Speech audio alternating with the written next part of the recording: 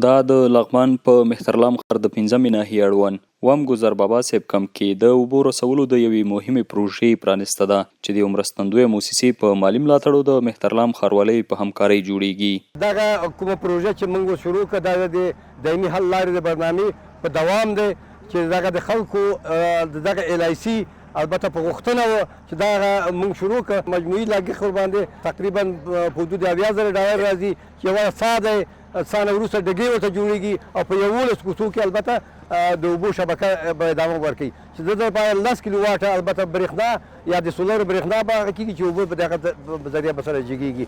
بل لور ته د سیمې اوسیدونکو د یادې پروژې د پیل له امله خوښي څرګنده کړه او ویل چې دوی د څښاک د اوبو له جدي ستونزو سره مخ ول چې د دې پروژې په بشپړېدو سره به یې ستونزې حل شي. د ښاروالۍ د خوا نه ډېره مننه کوو چې دا خدمات د خلکو ته ورسوو. آینده هم دې نه غوښتنه کوو چې ډېر بې سرپناه کورونه خلک دي دې ته باید رسیدګي وشي. انشاءالله یو څه سهولت راځي، همداسې نور همکاري ورسره د ولسونو سره وشي، ډېره به خوشحاله شو. تاسو د دې کلي د اوبو مشکلات ډېر زیات و، خلکو به زنانه به وي، ماشومان به په کراچګانو کې یو کیلومتر لرې نه به اوبه راوړلې. نو دغه وخت کې دا کله چې موسسې راتلې موږ هم دغه خواهش وو چې دلته زموږ د اوبو ډېر مشکلات دي.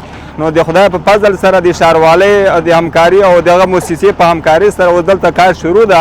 نو موږ ترې ډېر مننه کوو، خوشحال یو، دا ولسونه ټول خوشحال دي. په ورته وخت کې د مهترلام ښاروال د یادې پروژې د پیل له کبله خوښي څرګنده کړه او له نورو موسسو یې وغوښتل چې بېلابېلو برخو کې پانګونه وکړي.